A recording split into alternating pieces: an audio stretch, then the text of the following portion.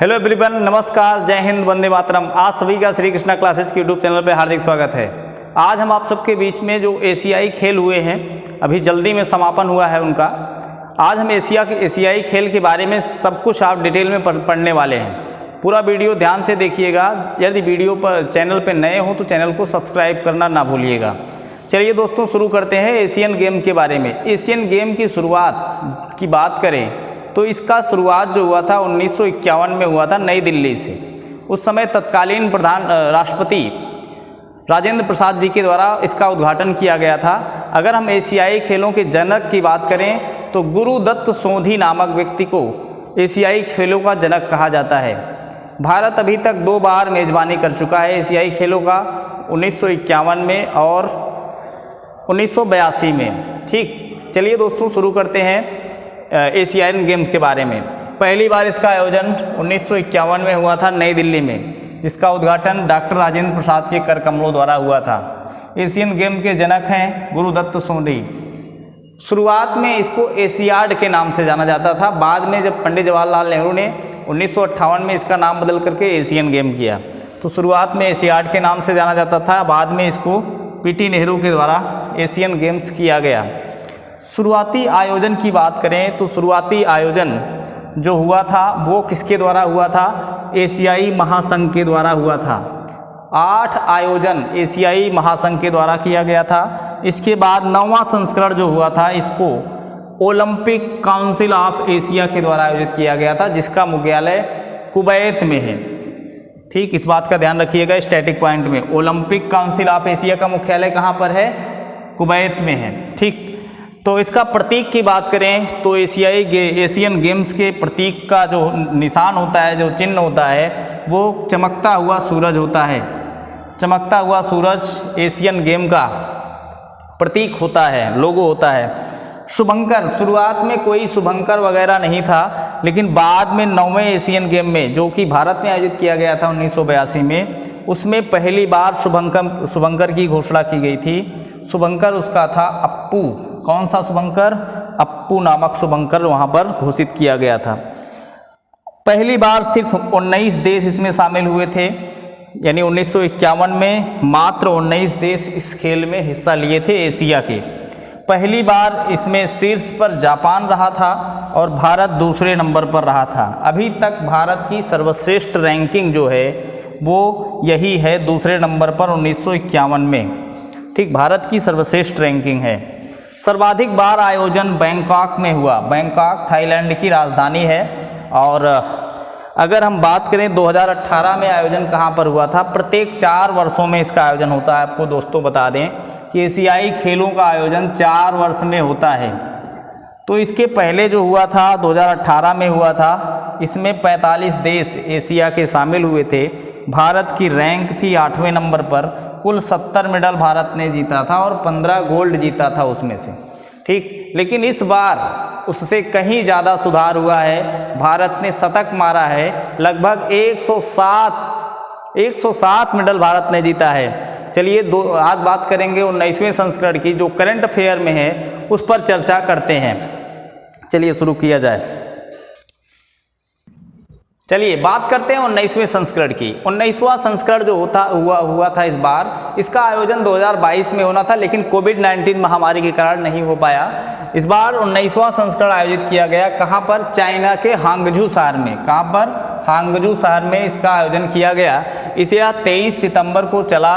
यहाँ से शुरुआत हुई 23 सितंबर से और 8 अक्टूबर तक ये समापन सत्र इसका आयोजित हुआ।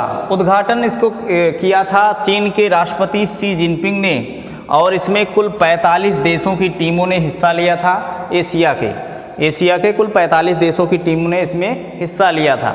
आइए बात करते हैं इसके शुभंकर की। शुभंकर में आप देख रहे होंगे यहाँ पर 3 व्यक्ति आपको दिख रहे हैं। एक का नाम चेचे है, एक का नाम कोको है, एक का नाम है लिया। ठीक, तो चेचे कोको लिया।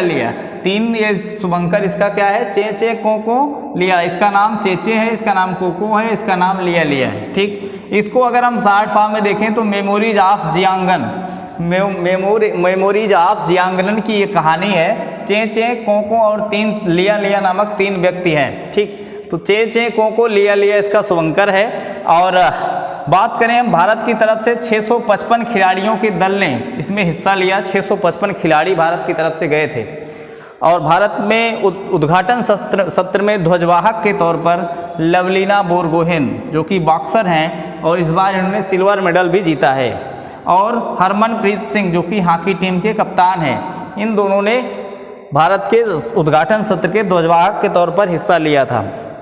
बात करें हम मेडल तैली की, भारत मेडल तालिका में चौथे स्थान पर है, जो कि पिछली बार से बहुत ही बेहतर स्थिति में भारत दिख रहा है। पिछली बार 8वीं रैंक, अब मैंने बताया कि 2018 में जो जकार्ता में आयोजित हुआ था उसमें भारत की रैंक थी 8वीं, इस बार चौथी रैंक है। इसमें चीन नंबर 1 पर है। चीन ने कुल 383 मेडल जीते हैं, जिसमें से 201 गोल्ड हैं, 111 सिल्वर है और 71 ब्रॉन्ज मेडल है। जापान ने कुल 188 मेडल जीते हैं, इसमें से 52 गोल्ड, 67 सिल्वर और 69 ब्रॉन्ज है। आप सब वीडियो पॉज कर करके इसको लिखिए, पूरी अच्छे से अच्छी राइटिंग में आप बेहतर नोट्स बनाइए और इसको दोहराइए, क्योंकि इससे सवाल बन सकता है, क्योंकि ये आने वाला जो आपका यूपी SSSC पेट का एग्ज़ाम हो, आरओ आरओ हो, इसके लिए बहुत ही फ़ायदेमंद रहने वाला है। अब बात करें साउथ कोरिया, ये तीसरे नंबर पर है। साउथ कोरिया की रैंक की बात करें तो 59 गोल्ड, इसने 42 गोल्ड जीता है और 59 सिल्वर जीता है, 89 ब्रॉन्ज जीता है, कुल 190 मेडल जीता है। अब देखिए ये जापान 188 पा करके दूसरे पर है, 190 पा करके ये तीसरे पर क्यों है? क्योंकि देखिए गोल्ड ज़्यादा है इसके, जापान के गोल्ड ज़्यादा है according to compare to South Korea. South Korea की कंपेरिजन में इसका गोल्ड ज़्यादा है, इसलिए ये दूसरे पर है और ये तीसरे पर है। भारत ने 28 गोल्ड जीते, 38 सिल्वर जीते और 41 ब्रॉन्ज जीते, कुल 107 मेडल जीते हैं। दोस्तों आगे देखते हैं कौन कौन से खिलाड़ी ने क्या क्या जलवा बिखेरा है अपना। देखिए कबड्डी की टीम, चाहे वो मेंस हो चाहे वुमेन टीम हो, दोनों ने गोल्ड जीता है। ठीक, शेर और शेरनियों दोनों ने गोल्ड मेडल जीता है। ठीक, भाला फेंक में भी शेर शेरनी दोनों ने बाजी मारी, गोल्ड मेडल। शेर में नीरज चोपड़ा, शेरनी में अन्नू रानी, दोनों ने ही गोल्ड मेडल जीता है भाला फेंक में। और इसमें सिल्वर मेडल भी आया है किशोर जेना के द्वारा। किशोर जेना जो कि उड़ीसा के खिलाड़ी हैं, इन्होंने नीरज चोपड़ा के बाद दूसरे नंबर पर भाला फेंका और सिल्वर मेडल जीता इन्होंने।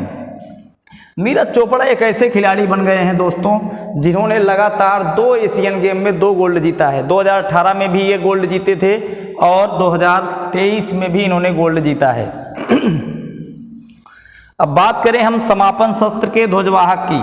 समापन सत्र के ध्वजवाहक थे PR श्रीजेश जो कि हॉकी टीम के गोलकीपर हैं। घुड़सवारी में भारत ने 41 साल के बाद गोल्ड मेडल जीता है।